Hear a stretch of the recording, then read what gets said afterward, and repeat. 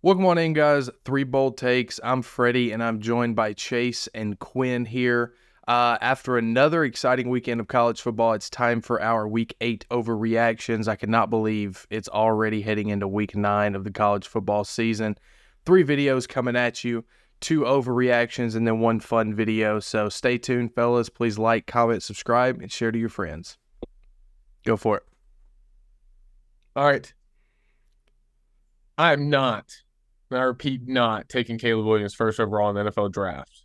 The media wants you to believe this kid is the next Patrick Mahomes. He can make some cute throws. He looks handsome out there. His nails being painted just makes you super emotional about how he's going to play the game. The kid's not great when the lights are on.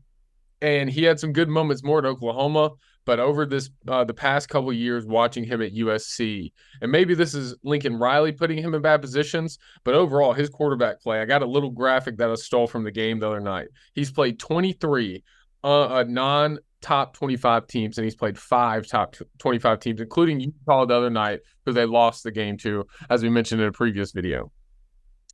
In those, I'm going to read it off. His completion percentage in the non-top 25 games, right? 70%, 317 yards, 78 touchdowns to 7 interceptions. Absolutely insane. That's crazy, right?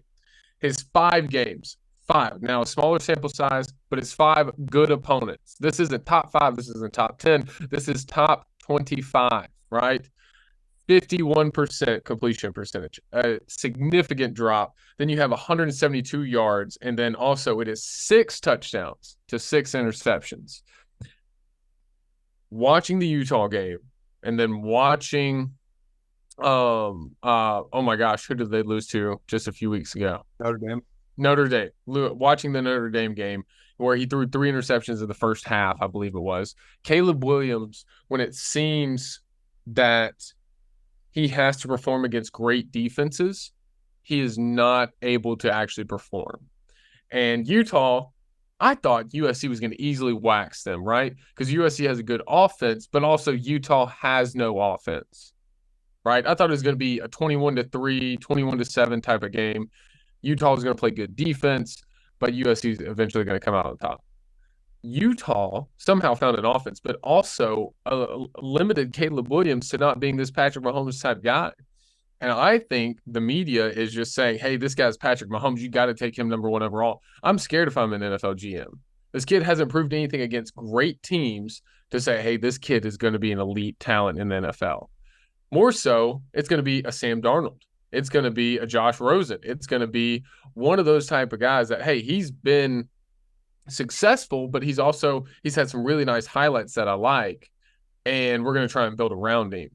But he's not going to do enough for you as an NFL GM, as an NFL team, to say, I'm going to take this kid number 1 overall. And, all right, I don't want to get too blasphemous here, but at the moment, I'm taking Drake May. I'm taking probably Penix. And there's an option for me that be based on experience more so, and I've watched him. And this is the blasphemous one. This is one where it's going to catch some heat. I like Bo Nix. I do. I think he's a little older, so I think he's going to fit into an offense right away. But Caleb Williams, he's got he's got highlight throws. He's got Justin Herbert. He's a Justin Herbert type guy. He's good, not great. He's going to make some crazy throws. He's going to make some crazy plays, but he's not the guy that's going to say, hey, I'm going to win you 7, 8 Super Bowls like Patrick Mahomes and Tom Brady and everybody, all these other guys, right? So come April, after watching the 2 losses that they have, am not taking Caleb Williams at all at number 1. I'm going to take. Go ahead, Quinn. I see you disagree. Well, I'll say this. I agree with you that they're overhyping him, calling him Patrick Mahomes, but they do that every year in the NFL draft, like going into the draft on whoever's like coming out. They overhype players, they underhype other ones. With Bo Nix, he has the same problem against top end teams as far as not winning those games that Caleb Williams has. So I throw Bo Nix out the window when it comes to drafting number 1, strictly because you're talking about like a guy who's like a fifth-year player versus a third-year player. I'd much rather have that younger talent who is a more explosive athlete and a more dynamic athlete when they have similar issues against high-end college football teams. As far as let's see who else has come out. Spencer Rattler and Quinn Ewers, they're not in that discussion for me with Caleb Williams. So you've got Michael Penix left and you got Drake May left. Drake May just lost to Virginia. I think that's important to point out, through a pick on the game-winning drive or potential game-winning drive to Virginia. If you wanted to argue Drake May, though, I could at least accept it. Michael Penix, I think, is the most talented quarterback. He's more talented than Drake May. My concern with Penix is the same concern I have with any quarterback who looks really good at his age in college football. Let's hop in the time machine, go way back. 2011 Oklahoma State with Brandon Whedon. Brandon Whedon looked amazing. Brandon Whedon was also way older than everybody he was playing against. And he goes to the NFL, not as great, really bad, actually. Gave me nightmares as a Browns fan every night. I'm always reluctant to push drafting with the first overall pick. I'm not saying Michael Penix won't be good in the NFL, but with the first overall pick, I'm always reluctant drafting anyone who had their success, their major success at an older age. Now, again, Penix was good at Indiana. He's been good through his career, but he became majorly relevant last season. Really, I think the debate will be Caleb Williams or Drake May. I think it's a bit of an overreaction to just say Caleb Williams shouldn't be the first overall pick. He's had more consistent top-end success than Drake May has. Again, that's your personal choice as an NFL team, but I would still take Caleb Williams number one. I know he's struggled in big games. I think part of that is also you got to look at the coaching staff he's with, who has a long history of struggling against top-end opponents, irregardless of who the quarterback is. Well, when I'm saying number one as well, I'm also looking at quarterback needy teams, right? And I've looked at a lot of fan bases that are like, oh, we've got to draft Caleb Williams number one. You know, like the Bears, if they come in the next year with the number one overall pick, do they take him? You got potentially the Raiders, potentially the Jets, depending on how the rest of their season goes. You know, you got teams that are like, I need this quarterback, or one that's going to end the drought of how bad their team has been for so many years, the Commanders, whoever, right? And I am weary of a top 5 pick being Caleb Williams. Definitely when there's other high-end talent out there, as in, you know, offensive line groups, receiving receivers, and then also you got defensive players like edges and stuff. That it looks like not a loaded, but a really good defensive class, and then some high-end talent in the top 10 to 15. And that's why I'm like, Caleb Williams, is this the guy I'm going to sacrifice everything for? Quinn? But it is important to point out, I don't think my perspective on pro and college football when it comes to quarterbacks is a little different. You need a quarterback to be, unless you just have the world's greatest defense like the Ray Lewis Ravens, you need a quarterback to be able to win like a Super Bowl.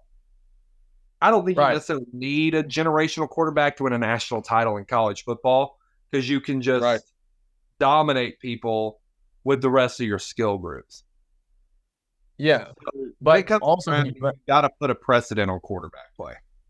Well, when you do, though, you still have to build around him. And so, no, okay. Yeah. Say the Bills come out of nowhere and they trade Josh Allen to get the first overall pick, right? Not going to happen. Just stupid. and they take Caleb Williams. I'm not going to be as mad at that one because they have a lot of pieces already in place to make him successful. I'm saying a hypothetical, but I'm saying I would be very mad at that one. You just got rid of a proven MVP caliber quarterback for a rookie, but that's a whole nother discussion. But I'm saying the Titans moving up from 6-1 and selling their house to take Caleb Williams when they have nothing else to help him with, I don't think it's a good move. Freddie, we haven't let you talk. I'm sorry, brother. Come on. Yeah, it's going on 10 minutes now. And I don't have much to say. Besides the fact is I went back to look at even last year when Caleb Williams won the Heisman. 2 games during the regular season, well, 3 games, were big games, I would say, because last year the Pac-12 was nowhere near what it is this year. And they did not play Washington. They did not play Oregon last year in the regular season at all. So you look at their Utah game in the regular season, that was a huge game. They lost. Notre Dame during the regular season, last game of the regular season, actually at home, they won. That was actually the game that, to me, sold me on Caleb Williams winning the Heisman. He dominated that game. He played as well as I'd ever seen him play, even to this day in that game, against a defense that I thought was very good last year. Even though their overall record did not really indicate that, and some of their losses did not indicate that, their defense was a lot better than anything he had seen. Then they play Utah again. Get blown out, 47-24. Then they play Tulane and get beat. Now, Caleb Williams had a decent game that game, but he still could not bring home the win in that game. Come to this year, right? Up until the Notre Dame game, there had not been a single competition really that they had played defense-wise. Call it Colorado? No, their defense sucks. Arizona State? No, their defense sucks. So then you get to Notre Dame yet again, and they get beat yet again by a great defense. Very next week, Utah, last week, they get beat yet again. So out of all these games against decent defenses, complex defenses, there's only one win that I've seen. And that's what worries me about him going to the pros, because it's not a normal – the pros – the NFL is completely different when it comes to defensive schemes, packages, all of it. You have to be smart up here and be able to diagnose those things. And I've not seen Caleb Williams be able to do that. Now, he's very good on the playground plays, because at that point, you don't have to read anything. Just, hey, is my guy open? That's it. There's no pre-snap movement. There's no pre-snap read. There's no hot routes as you look for first. Who's open? That's who I throw it to. And he's very good at that. My issue is that when he gets in the pros, I don't think he's going to be very successful, because he'll have to make those decisions pre-snap and read the defense, and I don't think he can do that very well. However, he's a very good athlete. I'm going to end it on this. One's a question. That way we don't go super long. Y'all just give me a quick answer. And the other, I'll start with this, is just something to point out. My one concern, Lincoln Riley quarterbacks in the NFL, they're good. They're not great. They're not great. They're serviceable starters, but they're not franchise guys. Mm-hmm. 2, do you put the big game losses more on the shoulders of Caleb Williams, or is it more of a referendum on the coaching of Lincoln Riley? Because I feel like this is an epidemic that goes way back prior to Caleb Williams. Personally, Go ahead. I put it on Caleb Williams, and here's why. And that's because USC is an offense-only team. They know they're not stopping anybody, so they know they have to score on every possession. And they score enough points during every other game of the year that if they can't score more than 32 or 20 in a game, that's on Caleb Williams. And for me, I think the games are also Caleb Williams. I think it's on Lincoln Riley due to recruiting, because he only really recruits his quarterbacks and offensive talent. And that's where it can be placed on Riley. But in the games, it is Caleb Williams, because the time Williams was there, I think he was playing tougher competition in the Big 12. Definitely over last year in the Pac-12. That's it. Thanks for watching. This has been 3 Bold Takes. I'm Freddie. I'm joined by Chase and Quinn. Hope you enjoyed and stick around. Share to your friends if you haven't already. And click the 2 videos that's on the screen. Obviously, YouTube thinks you'll like them, and so do we. So hopefully we'll see you next week. Peace.